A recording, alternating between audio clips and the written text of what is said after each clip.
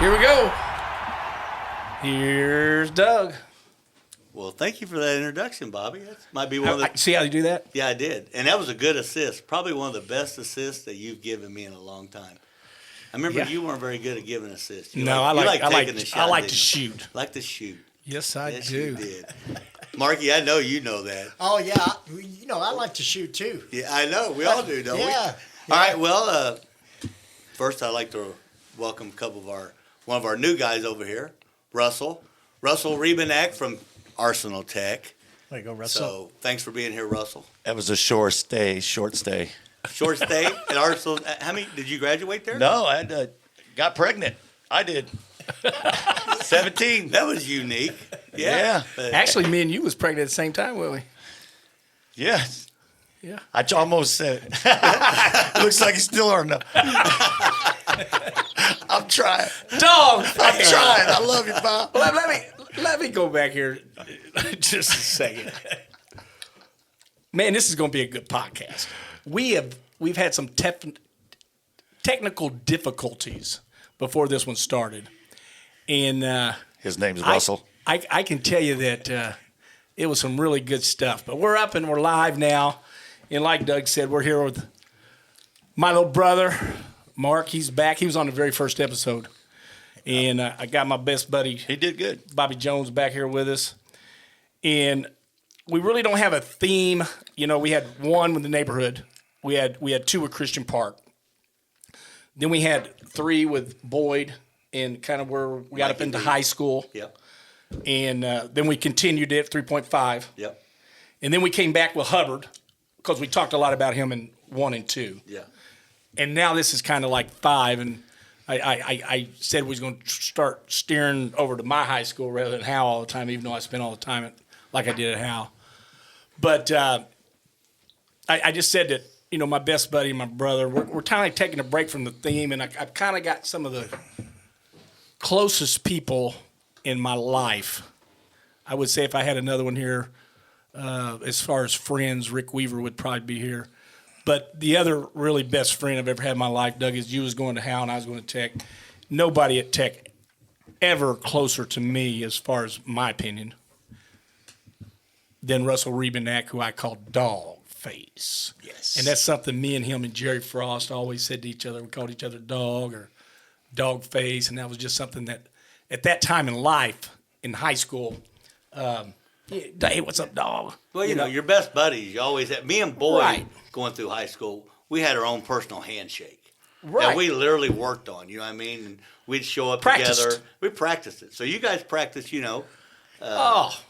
dog face. The That phenomenal. was the first thing I said to Russell when I seen him, right? The phenomenal thing about Russell was, with me, was Russell was in my life in high school. But when we got out of high school, a few years later after high school, we hooked back up in the work world at Cub Foods. Right. Over at Eastgate. And,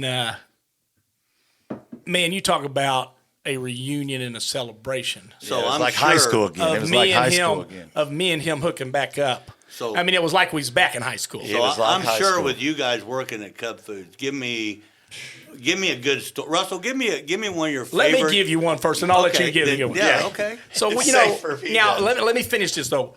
Then me and Russell kind of left each other for a while. I went over to Ohio for a while with Cub Foods. Then I came back a couple years later, and me and Russell re-engaged. And we're back together. We're back out playing basketball. We're back out just having a great time, just being best friends. And it was weird because it was like 3 phases of me and Russell. And me and Russell's really not had contact for a long time. We've just now kind of hooked back up, started talking and Phase stuff. 4. High school, we had, getting pregnant early in 17 and me making varsity. Right, as a sophomore. So we're talking a lot. Right, hanging you was out, playing short, I was playing second. going to lunch a lot of days. Me, you, and Brian Morse every Yeah. day. And we, and then it was really my fault that we disconnected because, I just started working and trying to You just trying to make it. make it and just going through So it. let me tell you a quick Russell Rubanack story. Oh. We're at Cub Foods one night. We're working together, and it's raining. And me and Doggy, we're just always messing with each other and talking to each other and cracking, especially Russell, cracking jokes. And I had a Yugo. as a car. And it had a low tire. So some guy comes running in, I forget who it was, says, "Hey, Haney, man, you got a low tire over on your passenger side." And Russell says, "That's okay. You just lean on one side." I mean, you can buy the thing for $3,000. I mean, brand new. I'm like, "No." He said, "Hey, Haney, guess best thing, I got good news for you." He said, "You want to trade that in next year? You know that Yugo?" I said, "Yeah." He goes, "They're going to make a 4-door called WeGo." I feel bad I sold him that car. Yeah, at Eastgate Chrysler. Yeah. Dog, you got a story? I can't think of one. I'm going blank. But that's true. I mean, it was just every time It was we great worked time. together, it was great. I mean, we would go, Wednesday night was a big night for us. Because back then, Cattle Company Yeah. was happening in Greenwood and happening at Eastgate. Yep. And everybody in the store. Ladies' night. Yeah, ladies' night. Yes, it was. And we would go there on the east side there on Shaylin, and we just had a great time. Everybody from the store. You ran the schedule, so you scheduled me off Wednesdays when Yep. you could. Yeah. Yeah. And we just We had a just great, bought more time of high school together and paying some bills at the same time just trying to make it. and having good I mean, time. I can't tell you the times I'd walk in at night and me and Russell would be working together, and I'd look at him and I'd say, "Dog, not What? tomorrow. Not tomorrow morning." And he'd look at me and go, "Okay, dog." Next morning, man, we was back out playing ball or hanging out and it was a heck of a ride. Yes. It was a heck of a ride. Russell, what'd you do at Cub? What was your? Clean the stripped and waxed the floors every night. Plus getting it clean so the next day they could come in and trash it again. Then you come back and do it again. Okay. Mark was telling me a good story. I don't remember this, but Mark was telling me earlier. He worked with us for a little bit. Tell that story about. I came up to Russell and I said, "What are you doing there, Russell?" And he said, "Oh, I'm stripping this and waxing this aisle." And I says, "Oh man, that scent looks better than what I'm doing." He goes, "What are you doing?" I said, "Bobby got me doodle bugging the whole store." I said, "I'm gonna come over here." What a name for that tool.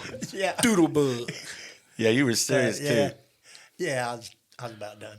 You know, back then, it was really important. I've been in the grocery business a long time, for like 18 years, and cleanliness of the stores ranked the number one thing that a customer looks for. And floors goes right to the top of the list, how good your floors look, how clean they are. But Russell made Eastgate, and then he went down to Greenwood. Then he went on to our own floor company, and he became a master. I ran a $5 million company. Went Yeah. there I learned my techniques at Cubs and then took it to their company and went statewide and had all the Walmarts, everything. So let me tell you the first story real quick about Russell. Also, his first day, before he gets hired, he comes up. We meet and we see each other. I forget exactly where we see each other out. He goes, "Dog." He goes, "Man." He goes, "I gotta get a job." He goes, "I need a job." Mom's on my back. I said, "Okay." I said, you can come work with us or at Cub." He said, "Okay." So he comes in, and he's dressed to a tilt. He looks better than the store manager. And store manager's in a suit. And Wearing I'm like, sunglasses in the store. so all of a sudden I said, I like he it. goes, "Well, what do you need me to do?" I said, "Well, dog," I said, "we got everything under control." I said, "But they're real harsh and on me all the time about we got to keep everything dusty. Even when it don't look like it needs dust mop, we just got to keep dust mop flying." He goes, "I can do that." I said, "Well, you got this half the store. Just keep dust mopping it till I tell you quit." He said, "Okay." So he starts dust mopping. He comes down aisle 5 or 6, and I'm watching him. He's coming down. He's got his sunglasses on. Ray-Bans on in the store. And Dust I'm going, mopping. "Dog," The I manager said, gets on me. "You can't wear those." I said, "But you look so smooth." I said, "I can't take them off." I said, "You wear your sunglasses at night too?" He goes, "Dog, I just wear them." You remember that? No, I had a scapegoat. I said I was out on carts first. I was outside. I just left them on. What was the first thing I told you as far Scapegoat. as I wasn't wrong. what was the first thing I told you about strategy as far as when you- Scapegoat.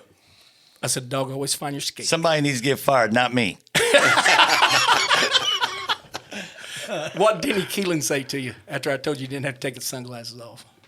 Oh, he wanted them off. Yeah, he wanted them off now. Oh, he knew I was cutting in on his game. Because he was putting his fillers out in every apartment. He knew I was getting around because I'm doing the whole store. So I'm putting my fillers out. Radar. Man, that was some good times though. It was. Please. That was a good time, though. Yes. So, Real good time.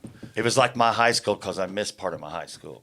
right. Going to work. We had all 4 stores. Where was that at? Huge picnics It was huge. that we won. So we had a co-ed tournament, and we had a regular tournament. And then a Chrysler weekend tournament. You remember that one? We had all good Dog, times. tell them about Triple play. Tell them about it. Dog, you Is it say the truth? better. Is it the Hey, truth? we're here. Yeah. I tell You that sell story. better. You're better. You're the other part of Bob and Bob. Nah. I forgot. You said his name was Doug, but I forgot he's Bob. Yes. Bob and Doug. Yeah, it's Bob and Bob, really. Bob and Bob. Yeah, it's Bob like squared. cat dog. You guys are on the same thing. Well, Bob and Bob. Tell the story. It's great. Cincinnati Reds that day. I don't know if you know this or not. You always Cincinnati started. Cincinnati Reds that day turned a triple play. First time they had turned it in, I forget how many years they said on TV. And it was a line drive to Larkin. Larkin gets the guy second. Guy second gets the guy first. They're too far off the base. Right. So it's line drive, second to first. Right. Our triple play was ground ball between third and short. Yes. Guys on first and third. Right. I come up with the ball. Yep. Look at the guy at third. Yep. He looks at me. As soon as he looks at me, I know look past to you. Right. Throw to you. You Second. turn it over and go to first to Vince Haney. Yes. Remember, he did all the commercials Yes. for Eastgate Chrysler. Right. He throws a strike to Mark. Mark's catching. As soon as Mark catches the ball, the guy at third breaks and says, "Oh man, he's ain't coming to me. He's sliding. He's going home."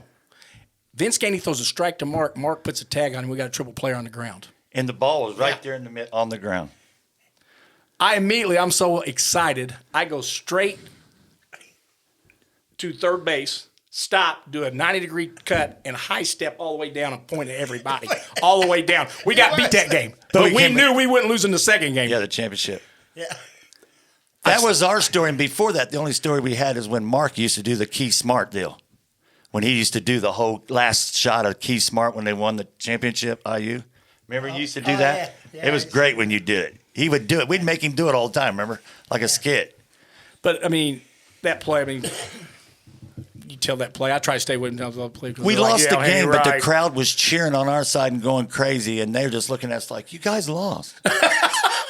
We didn't care. No, we didn't care. We came back and beat them. Yep, we won that. But that was One day slow pitch tournament. softball, but that was a great day, great tournament. It was. Right. We was a part of that. That's what's cool. Vince was the only outsider.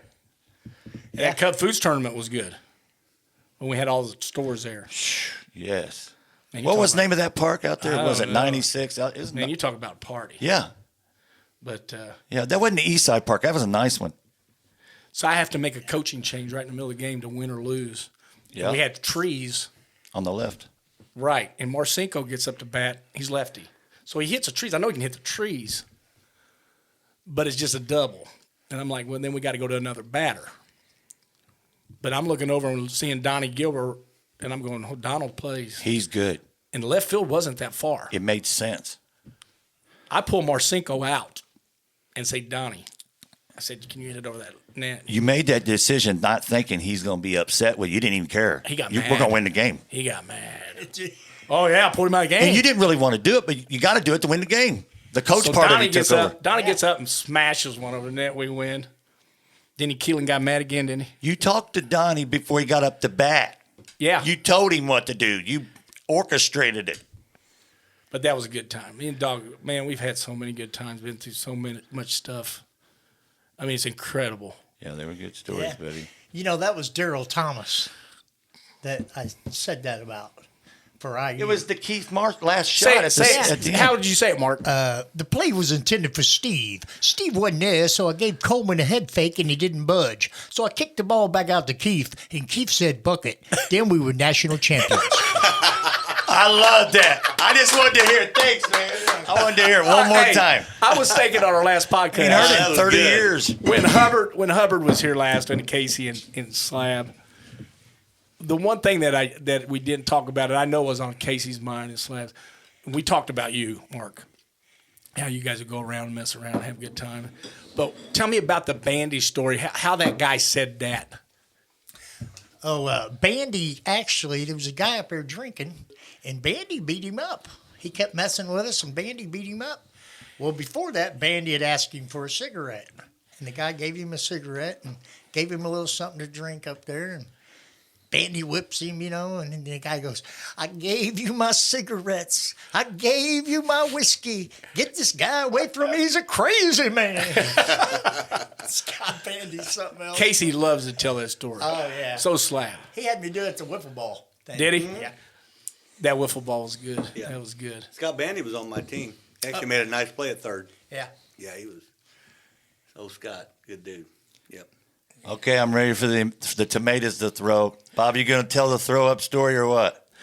Oh, gosh. I want you to tell it. Because I've already told it How once. can I tell it when I was so drunk? They asked me, did you do it? And I said no. Go ahead and tell the story. Tell it your version. It ain't my version. My version, I was out. I blacked out. I went out to the car and went to sleep. But tell what you do remember. You said it a little bit earlier. I only know because you guys told me. So you remember walking in? Huh? Do you remember walking in there? No, I was floating in. I didn't handle liquor well, ever. So That's we why I don't drink. we walk into the Weaver's house. We've told this story a couple times on the few of these We podcasts. tried to drink a lot to get pregame before you get there. Right. So we walked in. I'm wanting to go to this party. And you're like, okay. You and I Frost got force-fed alcohol, but that's a whole nother story. So me, you, and Frost walk in. Yeah, and I no more walk in the kitchen, and then you're following me in. I'm in the rear. What is it I asked you? You guys never look back. I was in the rear. Right. What was it I asked you? It already happened. Right. You introduced me, and then you guys plowed through, and then when he got to my hand to shake, blah, all over. It was a hospital theme. They all thought they were Grey's Anatomy in there. I was the only tech guy outside of you. Everybody else was Hal. Frost. Well, Frost, yeah, but he blends. And he's preppy, he blends. But, and then you come up and you said, dog, did you throw up on him? I said, no. It's all everywhere. And I'm walking. All I remember is walking. Used to dog go out to the car. This old house is about to beat you up. And as I'm walking out the car, all I hear is dog saying, he didn't mean it. He didn't mean it and all this. And they came out to the car. Oh, yeah. I was surrounded in the car. But we got down the street. I looked back at you. And I said, dog, you throw up on that dude? I didn't get none on me. That's all I knew. The thing about it is me and Jimmy will talk about that now when I see him. And he's good. He laughs I didn't about mean it it. too. Yeah, he knows. It was your guys' fault. I couldn't drink, and every time you guys were drinking, I was done like 3 drinks before that. But you guys, you need to drink one. Peer pressure. And I weaseled down because I was the new guy on the team. Tell the story about. Nah, we probably shouldn't tell that one. But Yeah, like 80%. where'd we go to lunch at every day? I'm off probation. Go ahead. No. Where'd we go to lunch at every day? McDonald's. Who was it? Huh? Who went? Me, but there was always like a new, like it was like a podcast in the car because we always had one person like it was their new time, But it was me, you, Brian, and some other people if they. Dawn went quite a bit. Yeah, she did. She did. That's weird that you remember that. Yeah, I didn't think you'd remember that because I did. Yeah, I remembered some other people that joined in, and there was just always something that would come up. There's a million stories we probably can't remember. There was always a funny something happened at the lunchtime. Yeah, that was a good time. That was a good time. Well, Doug, what do you think about the Pacers right now? They're going to need a good draft pick. They're not going to make the playoffs. Might need to change the coach. I'm not sure. I'm not sure that he's defensive minded. Give him a chance. It's his first year back. Yeah, it's his first year, but it's a league that encourages scoring. It doesn't encourage. They've kind of got away from the big man. Listen, and they're going with smaller lineups now. Pacers will always they'll make the playoffs, but if you're any good, you leave. Just look at the track record. They're not staying here. Small market. Nobody stays here. We had them all. Kawhi, we had them all. George, we had them all. Name them. They're gone. Look, Shrimp. Look, he's gone. Whatever. And you're saying because we're a small market. Small market, you make more money. He went to Sacramento. But we are Indiana, so it hurts when we don't have. I'm more happy about IU. They look like they're perking up next year. You think so? What'd you think about Dane Fife getting put to the road? I didn't like that. What happened? Dane's got asked, I guess. I don't know all I the like facts, Woodson but as a coach. I know that. Dane I Fife do won't too. be back with Woodson I like next Woodson. year. I like Woodson. They play better. I like Woodson too. His first year, look what he did. Doug, do you remember when we went to that Old Timers banquet and Woodson was there? Woodson said what, 3 years ago, 2 to 3 years ago? He said, if I ever get offered, I just want everybody in the room to know the room was packed. Yeah. We beat Purdue, and we ain't did that in a while. He said, he goes, I'll take that IU job. He goes, if it ever gets offered to me. Right. And he did take it. Yeah. But, Dane Fife, man, he battled through the years with IU, had some luck. Yeah. Hate to see him go. IU football had a good run there for a little bit. Last year, the same thing happened to them. Yep. They had a really good year the year before. They came in with a lot of expectation, and they're not ready for it. They got smoked Look, this year in the Big Ten. Smoked. They might have been last in their side of the conference. they don't get all the draft You- picks. You know what I mean? They're just playing to be But playing. you They're in a gotta- game they're never going to win. They can't get the you can't get the draft. You know what I mean? Yeah. Alabama gets all the number ones. You know what I'm saying? The IUs of the world can't watch the rankings, right? You can't believe that you're the Kids ain't going to 17th come to best. you if you don't win championships.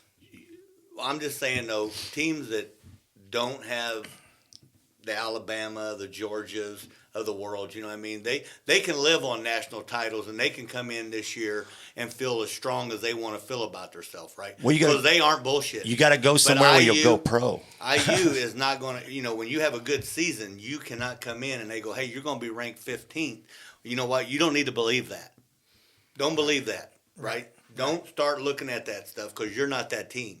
You know what I mean? You're the kind of team that has to stay humble. You have to continue to act like you don't get no respect. And I think this last year when they came out ranked the first week, lost, right? I think they believed the hype, right? Yeah. And they're not that kind of team. You're not a kind of team that can believe the hype. You've got to stay humble, stay hungry, continue to fight. Alabama, Georgia, these teams, they could come out every week and be as cocky as they want to be because they will be there. They will be there. You're right. It's not cocky when you prove it, right?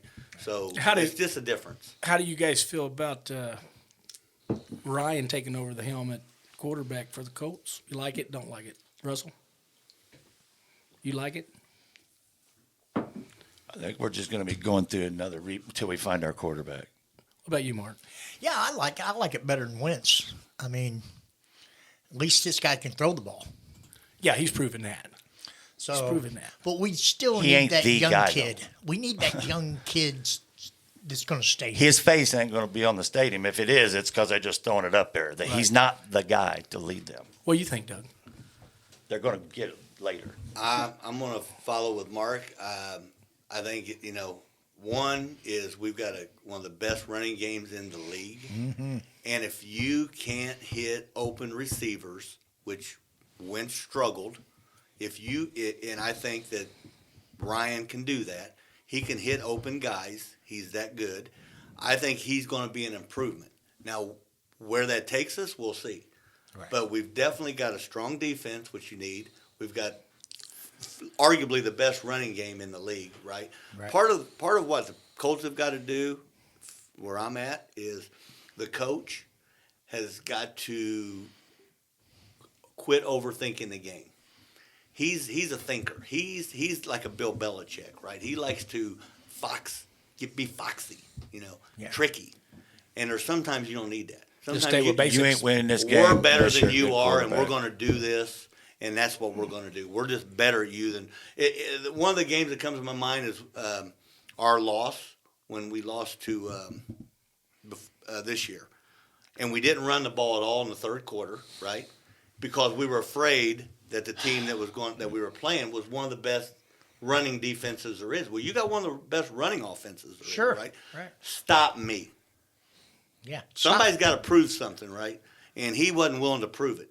And They're stacking fourth the quarter, box because they're not scared of Wentz, though. Well, they Nobody's. weren't. You're he's right. not a threat. He You wasn't. can stack the box. You don't. Right. He's not a threat. But the fourth quarter, we ran it right down their throat and went right down and scored a touchdown, right? Right. And I don't know if that's because they weren't ready, for us to do that because we threw the ball all over Hell's half acre the third quarter. Yep. You know what I mean? But stick with some things. Sometimes you don't have to outfox your opponent. You just got to beat them. Starts with a quarterback. We don't have it yet. There's only so many of them out there. That's why teams that are good teams got good quarterbacks. Ask Tennessee. They don't have Tannehill, they win the game. Right. He's a manager. He's no more better than Wentz. That's why they're going to get rid of him eventually. He's Well, they holding already him up. did. They already got rid of Right. Wentz. Well, I'm just saying. They got Matt Ryan now. Well, that's better. Yeah, it is. Absolutely. That's why I say he can Great. get open guys. It'd be nice if we still had Andrew Luck, wouldn't it? With the team we got right now. He's smart, though. Yeah. He's an architect. Yeah, He's look, smart. We need some wide receivers. He got paid and left. Yeah, we do. We got Reggie Wayne back, though, coaching. That'll help. Well, I think the quarterback can make a wide receiver. That's where I'm at with it. I think a good quarterback, can make receivers better. Now, They'll figure it out. There are some receivers that, I remember back in the day with Randy Moss at Minnesota, being Dante Culpepper, being his quarterback at that time, you didn't have to go as Randy open. Look. I really don't know, but I'm Run going to under throw it toward Randy and watch him make this play. He'll run under it. We don't have that player. We're fans. We want them to win, but what they want to do, they want to make money and not get CTE. You know what I'm saying? That's what they're thinking about. There's a few that's thinking about championships. Most of those guys are out there just playing for money. Most of the money and not get brain damage. Get out. After 10 years, you can retire. You got that check coming in. Yep. Like OJ. I sit over Get as paid. we're talking here, and I keep looking over his Russell, and I'm really proud, and I know you are, of that hat you're wearing. Way back in the day, Oh, yeah. in high school, we both were pregnant, like we was talking about earlier. It was a good thing, though, for both of us. And you got you had Scotty, and why don't you talk about a little bit about Scotty, because I'm pretty proud of him also. Oh, yeah. He's a chief petty officer on the U.S. Carl Vision. And like I said, he's going to retire. He's got one more sign up, and he'll be retiring 20 years in, senior chief petty officer. And like I said, I guess you guys seen the airplane that went down in the water. That was his ship, aircraft carrier, and everything. And he's signed to that strike group, in charge of a lot of guys. And the pressure. He was on leave after he was out on the water for a year, and he was wanting to see, me see him or him, and he's on call there, in case something happens now. So he can't leave San Diego or nothing, And it's a hard thing, and you got to cope each day dealing with that, Sure. Maybe you're going to jump on there if somebody, if there's a bomb that falls in Poland, he's gone. You know what I mean? And this is real touchy time now. Absolutely. Real touchy, and especially if your son's in the service. What was it he told you, though, once he gets out, what the plan is? Oh, he says, I got you, retirement plan. That's my retirement plan. Because I didn't set it up, He did. I chose him, and then now he's choosing me, and grandkids, He's told you you're going to live with him and Dad's quarters. And Right. Yeah. That you comes gotta- first over everything. That's good. Also, a big part of your family and icon. Your mom. How old is she now? Just turned 94 March 18th. What a lady. And like I said, Great woman. Carrie, my wife, that's deceased about a year ago, they liked each other. very much. Yes. Very much. So I'd get much home- that she got upset. She thought that Right. the cancer. She don't understand the Facebook thing, and she was so used to her. That They was talking. kind of hurt her. I said, Mom, she's not here no longer. And she don't have a Facebook. Right. And and she didn't why did they friend me? I said they didn't. It wasn't by choice. It wasn't by choice, Mom. Yeah, exactly, Bob. She just had a birthday. She just had a birthday. 94, March 18th, and she's doing it all through the pandemic. I'd get her groceries, bring them to her. I clean her house every week for the last 8 years. Try to just do our part. Yeah, she always really, really good to me. I love that picture that you sent me by text. Oh, Had me and you in there. What was we, 19, 20 years old? Going to 21? Yeah, early picture. That's us going to a Christmas party right before we Cub stepped Foods? up. Cub Foods. I look like Jeff Foxworthy, and you look like you was one of the Sopranos. Leather jacket. I swear, have you seen the picture? We look totally like two opposites that shouldn't be together. I'm dressed up like I'm going to Studio 54. You look like you're going to rob somebody. No, you look good, dude. We look good in that picture. I sent it to you because I couldn't even remember it, to tell you the truth. My mom took the picture, probably said, hold up you guys for a second because you're trying to open the door and get out. I'm like, let's get out of here. She got the picture in. She got that picture in. Yeah. And I just found it going through a photo album, pulling pictures. It was stuffed in and it fell out. And I was like, that's weird. Then I sent it to you. Yeah, it was a nice picture. You know, that's one of the things that would just happen, and I laughed pretty hard at that. It was pretty good. But that's one of the things I always remember about Russell is how when it comes to a moment that he can ad-lib things and make you feel like you were there. You know, Bobby Haney looked like he was one of the Sopranos. I looked like I was Jeff Foxworthy, right? He had a half so all of a cut sudden, leather. I'm seeing these two people together. You know what I Well, mean? he had That curly was black beautiful. hair, curly black hair. You know, remember? And, Yeah, yeah. And a shortcut leather. Yeah. I mean, But I would have never put those two people I'll together give- the way He you looked did. like he It was beautiful. breaking legs, and I I'll was. give you an example of that, what you're talking about. On the dance floor. I call Russell up and I'm telling him about, you know, we're reconnecting and I'm asking, say, Doug, did you see any of our Haney Halftime podcast? And he goes, no, I haven't seen any. So I tell him about it. He sees them, then I call him back. I said, did you see it? He goes, yeah, I seen it, Jimmy Kimmel. Right. Couldn't let it go by. I don't even know why. I just had to throw something in there. Oh, that was good. That was a good one, though. That I mean, hey, you are. But did a you've good job. been like that your whole life. You just Yes. you Yeah. can have a one-liner or bring something to light to kind of describe what this person looks like Yeah. or how he's acting. Take you there in a funny way. Well, Yeah. we Yeah, have so always- much fun laughing. I just like laughing, dude. If there's You're anything good that at makes making people Tell laugh. him the Yeah, story. appreciate it. Tell him the story. One time we're out Oh, no. and we're waxing, stripping the floors. We're in the center aisle, and we got this difficult guy that's trying to work With a cart? against me as we're waxing, and I have to tell him, About whose show it was. yeah, you know because you've heard it. So I've heard it, yes. He said, "No, this is my show. You're just in it." I was like, "What?" That's what Bobby said it to I him. said, "I thought was it a Well, customer?" we're sitting there arguing. We're in the back, getting ready to go to the back room, and we're waxing right there and stripping and I stuff. think he said he and wanted to talk to the manager or something. I don't know. I said, "Ain't no manager here." Yeah. I said, "This is my show." Russell stops and he goes, "What'd you just say to him?" I told him it's my show, dog. He always tells me when the customer's always right. Always right. Not the If they want to go over, you help get it, walk across the wax, whatever, touch your spots up. And then this happens to him, and he's like, "Hey, you ain't coming through here." I was like, all of a sudden now we got guardrails up. You know what I'm saying? Yes. This is my show. When it's me, I turn into the food pantry. I got to go pick it up, grab it from him, hand it to him. Yeah, did you know that once we reconnected down in Greenwood, that Pickett ended up living in one of Doug's half doubles there? Did you know that?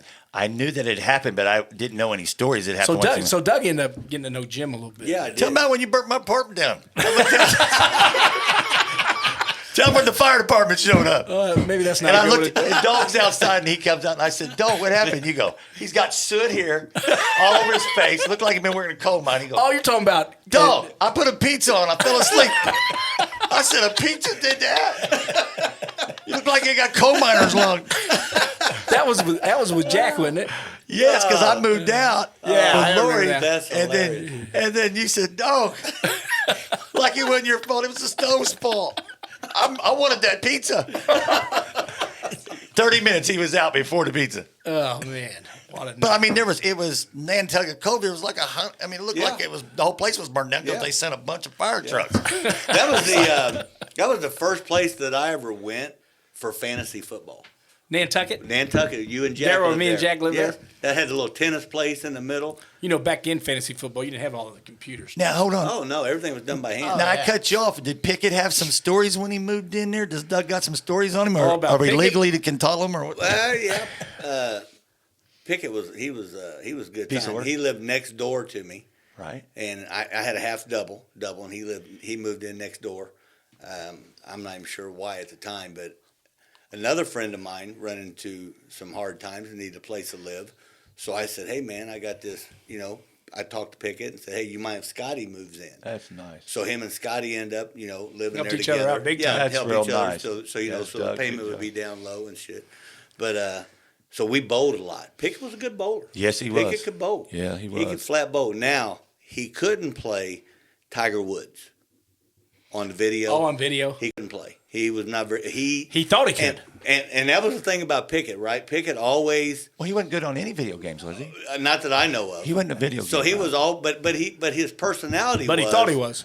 His personality was he could get better and he could win, and he bet him and Scotty sat over there the whole year that we played, that we bowled, and they gambled on Tiger Woods. Pickett paid Scott's full year of bowling. He's hard-headed. Gambling. Yes, he was very And he's hard-headed. drinking. He really thinks he's good. Pickett, but I loved hanging out with Pickett. He was a case. Bobby would tell him that he'd explain exactly why he's wrong at work, and he'd be the same way, like he didn't even hear what he said. And he'd explain it real nice, calm to him, and he would still think, you're wrong. You don't know what you're doing. He had it all figured out, and he was going to do it his way. Oh, yeah. But yeah, Scotty bowled the whole year. And we'd show up at bowling. Hell, we'd get in pots and all this stuff, high game pots. And Scotty'd walk in and he'd have his ball. And I'd be like, hey, Scotty, you haven't paid yet. He goes, Pickett.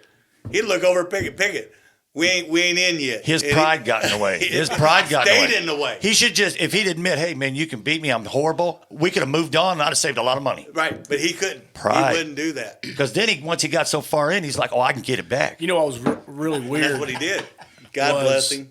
Me and Russell and Pickett worked for 2 to 3 years at Eastgate, and then separated for about 2 years when I was in Ohio. But somehow, some way, we reconnected down at Cub Foods Greenwood. And me and Russell was talking about this the other day, and this is really nor here nor there, but to me and him, it's a real big deal. And Russell said, Bob goes, some of those nights, he goes, you treated the work night like it was a ball game. And he goes, and I totally agreed with him.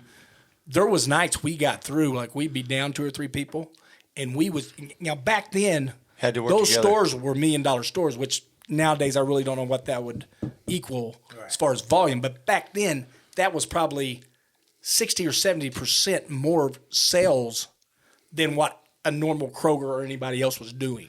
Right. It was the new mega store. Right. $1 million weekends So that's or the one nights. at Washington and Shortridge, right? Right. I mean, it was nothing for us to do 200 They were to punching people over 300,000 on a Saturday, Yeah. which back then that was huge. Exactly. Bobby. Now, the Kroger stores now are doing that now, but back then that was just huge. Right. To be doing those kind of sales. Sure. So to get that store restocked was just it was a big task. They was so new, they was fighting over chickens. They punched a dude to grab before the chicken could hit the floor. He caught it like a football, like Franco Harris. And did he take it to the checkout He line? almost hit the ground. He caught it. He would bring a skid out of the back room, and they was just going crazy over I chickens. mean, back then, we had the fire marshal come in and tell us, you got to get people out of there. There's too many couldn't people in walk here. through the store. You It's so could, packed. it was, excuse me.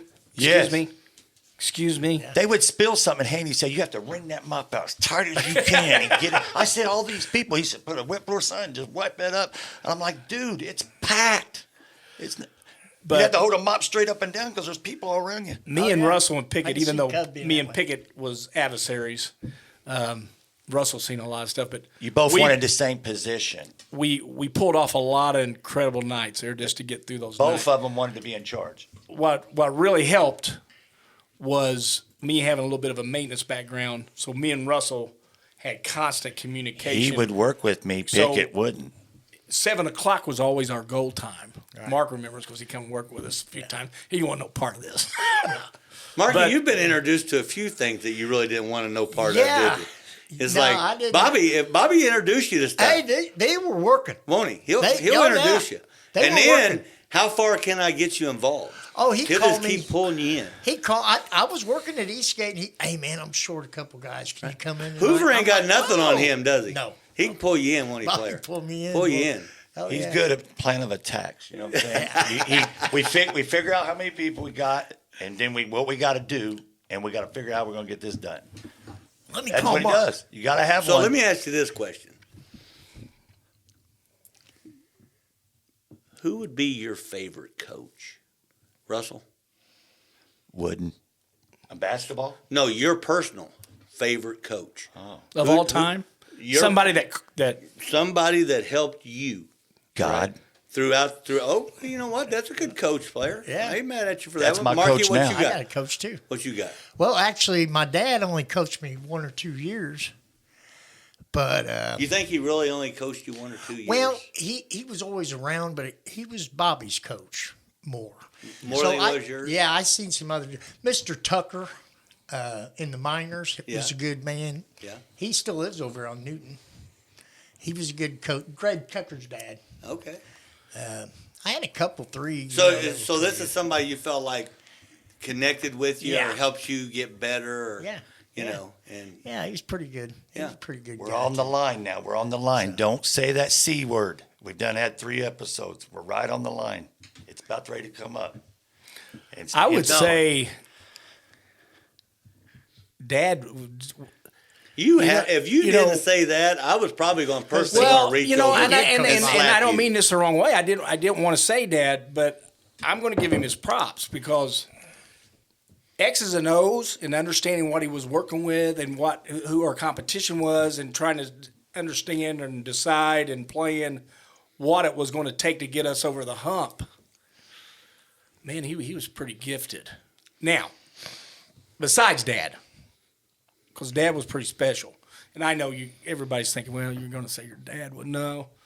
Yeah, I'm going to say Dad, but Dad was good. he was a minister first. Yeah, that was main priority. Well, the thing about him, I mean, at least, and you can use that especially as a with you coach. and Mark, and even me, he taught me the game beyond catching and hitting. He had me thinking the game. Baseball I'll is a give you- game that if you don't think about what's getting ready to happen or what could happen, Yeah. you're running behind. And if you don't see that, things happen. I'll give you- that triple play might not happen had you guys not had the skill, Yeah. the mindset. I'll give you an If you example. can lead look in a areas. congregation, I'll give you an can lead a example of team. something he Yes. pulled off. Yes. Something he pulled off when I was little that was just, I look back at it now and it's just remarkable to me. Is we were favored to win the league this year, my 12-year-old year, and we jumped out 2-4. And Dad goes, Bobby, we got to win every game here out just to have a chance. We got to hope some people knock some people off. And I said, I don't know, because we was getting beat 2-1, 1-0. And we had the pitching, we had the defense, but we couldn't hit. And that's what we've talked about before, Yeah. hitting. And so I'm like, I'm looking at him like, I don't know what to tell you. He goes, I got a plan. I said, okay, whatever. Like, what is it? He goes, we're going to 2-a-days. There's like 2 remember. weeks left. Yes, He was working midnights. I remember going to practice in the morning, then we'd have one in the evening for 2 weeks straight. And there would be days in the morning where one guy would bat the whole 2 hours. Did you ever have a practice with no mitt the whole practice? Oh, yeah, we did that too. That's what I thought. And we got to the point where we came back and won every game. We started hitting the ball. We was hitting the ball so well, and no disrespect to the team that we beat the last game of the season, but we was hitting it so well that after an inning and a half, the coach walked out on the field at Christian Park and said, 2 hours is up. We've had enough. And we wasn't walking. We were just stroking the ball. But he had just said, we got to hit the ball. And in our league, we've talked about it numerous times. It was just so competitive. Oh, yeah. And the kids were so good. And Yeah. everybody could play. Yes. But we couldn't hit the ball. And he said, this is what we're going to do. And we pulled it off because of him saying, okay, this is what's going to take. And we're going to execute this plan. It's like the moment he stopped practicing and said, "We got to go get this guy a glove." Oh, yeah. He's got the wrong glove on. Right. But But I would stop say- this stuff. He's better than this. I right? would say besides Dad, my 2 high school coaches had a big, big influence on me. Coach Mormon and Coach George. Oh yeah. Good people. I mean, yeah, just really good people. Looking back, I can't tell you about all the X's and O's, but I can tell you how they made me feel and what kind of people they were. And I look back on how they treated the team and us, and they were just very, very good influence. They was great role models, and I try as I coach Tech now. So what would in your opinion what's a great role model look like? What are they doing? a great in coaching. Yes. They're constantly encouraging. They're constantly upbeat in a positive mode, and not only that, they're letting them know that man, this is just a game. You know, I care about you, not only out on that field, which we're both in this together. We want to go out there and do the best we can. We want to win. Right. But I'm more worried about, hey, how you doing? What's going on? Right. How can I help you? You know, and when you feel that from a coach, that, hey, he not only clears what can I do to help the team win a game, that guy really cares about me. Right. Coaches touch a lot of people. Sure. Because do. they get new players. Exactly. So they touch a lot of people. Exactly. So Mr. Mormon or Coach Mormon and Coach George in high school, you know, I'm at that point, I'm finally getting away from Dad. Yeah. Well, thank God for But Dad. You know, through the years. But at that point, you're ready. Right. I mean, not trying to say that in a negative way, Right. but you know, you've grown. You need somebody different at that point. But he has definitely gave you a leg up on a lot of folks, right? It helped me tremendously. He's still here. He's in you and Mark. I see it. Yeah. Still here. He's still here. Some of the best time I ever had in high school was when Russell was playing with us, and he was a sophomore and I was a senior, and we got down in the gym and we started turning two, and Frost was playing third. You were playing short, I'm playing second, but Yeah, but you made me feel welcome. Yeah. You did, man. You didn't have to. So at this point, Russell, is Bobby a senior and you're I'm sitting on the bench, and he's just coming over, being nice to me and hanging out. I mean, you know what I mean? I got on there. He was taking reps at short. But see, the shortstop, you know, he had his grandma or his mom and dad. Well, no, his grandpa and his grandma come to every game. You know, my parents did. You know what I'm saying? It didn't work like that. He was working and stuff, but it didn't matter. Right. I'm not saying he wasn't better than me, but he struck out just as good as me. But we would get pretty creative, you know. I did too, player. In that gym, you know, turning two and stuff. And I'm like, man, this sophomore can play. So we had a lot of fun. I remember that. And we went to lunch every day. But there wasn't nobody else that was, you know, a person on varsity already that made me feel, you know, included. Just in the whole team, you know what I mean? Because when you're coming on, everybody just wants to protect their job. You know what I'm saying? They don't want nobody Trying taking to get their playing spot. time, ain't they? Yeah. You still get a letter for And- sitting and- on the bench, right? Yeah, but I'm just saying, when you're a sophomore, you know what I'm saying? They're wanting to groom me for later. I wasn't going to be there for later. I needed to go pro now. I know, right? You needed to skip college, didn't you, Blair? Yeah, Fred was in charge. I wasn't, so you know. So let me ask this, Russell. So Uh-oh. playing baseball, what's your what would you call your best game? Where was you in, and or do you have a favorite memory of baseball other than camaraderie? The only good memories I had of baseball, because it wasn't really a tech, because I didn't get a lot of playing time, was Cub Foods picnics and stuff. Okay. But you never started at shortstop? We won them. We walked off. Okay. And it was all the stores, and you know they always looked at the east side the same way they look at the east side now. Right. You know, and we took it to the preppies, Greenwood, north side, west side, all of them, Okay. and we let them know it, and it was packed, and it was packed at the Chrysler. Chrysler was a big deal. He just said something that I remember about what he's talking about, Doug. This was pretty phenomenal. Like, it'd be like Von Duprin having a picnic. Yes. Well, we did. We Okay. used to. Yeah. Now I'm trying to imagine this. You're playing in a softball game, a company softball game. Right. I used to clean his company.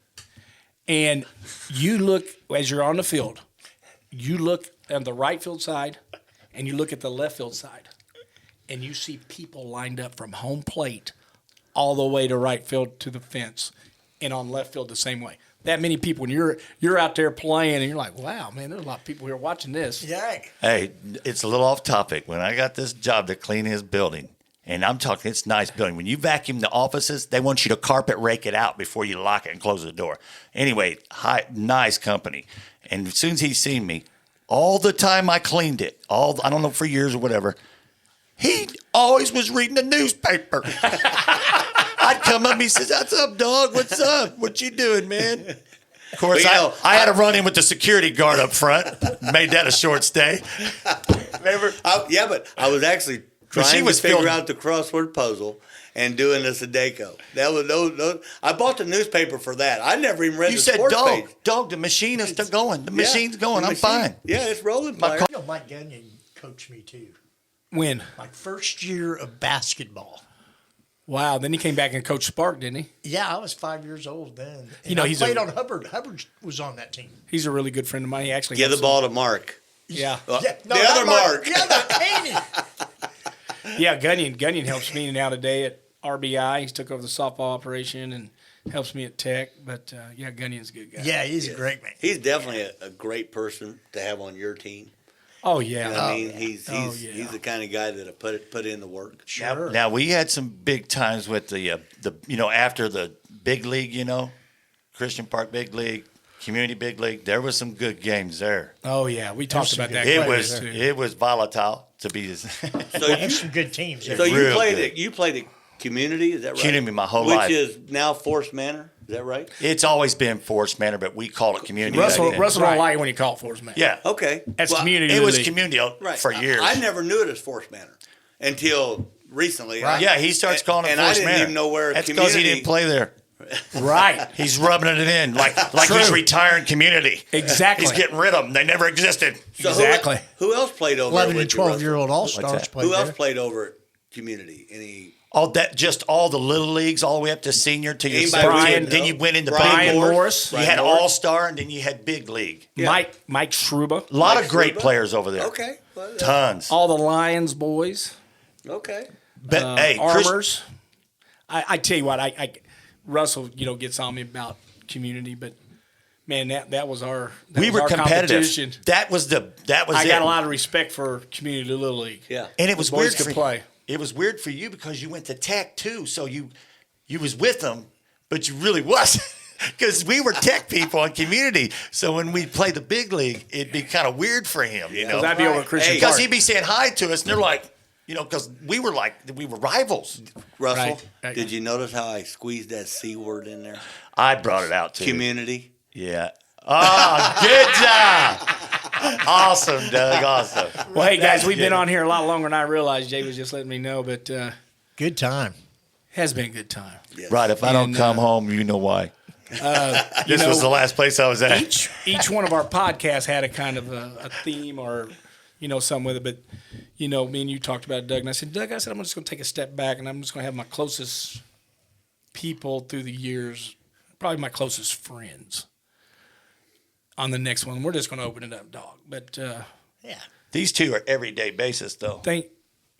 thank you for being here again. Obviously, like Yeah, always. I enjoy it, man. It's always a blessing to hear the old stories again. Sure. You know what I mean? And be able to relive them. Some of them I was there for, and some of them I wasn't. But it's always just special to hear them. You know what I mean? And hear the excitement when people tell them. Sure. When they relive them. You know what I mean? Mikey V hit that on the head a couple of weeks ago, talking about Absolutely, how absolutely. he hopes everybody tells tell your old stories, man. Listen, that's what it it's a is. beautiful thing. It's a piece of the puzzle that is your life. You know what I mean? When I put all my pieces together, I've really enjoyed myself. Yeah, it's You know, your to this guys' point. story. I'm just a piece of it because I'm on the other side of the But railroad you're- track. Yeah. Mark, But you're an No, absolute yeah, we're friends. Yeah. fun piece. I appreciate you being back. I appreciate you, big brother. Russell, it's been Get a ride. Hey. I got my Uber on This here. whole thing has not surprised me one bit. It's exactly what yeah. I thought. Oh, yeah. But I just want you to know, man, I love you. I love you too, man. I love all you guys, man. And, Proud Hey, of- brother. Absolutely. and I appreciate you coming in and spending a little time with us. And glad we're we here. do these Glad for a you lot of invited fun. And me and Doug know we get a lot of feedback from these, and it's all positive. People like to hear the stories and hear us going at each other. But I thank you guys for being here. And till next time, we'll see you next time. Okay. See you. Thank you.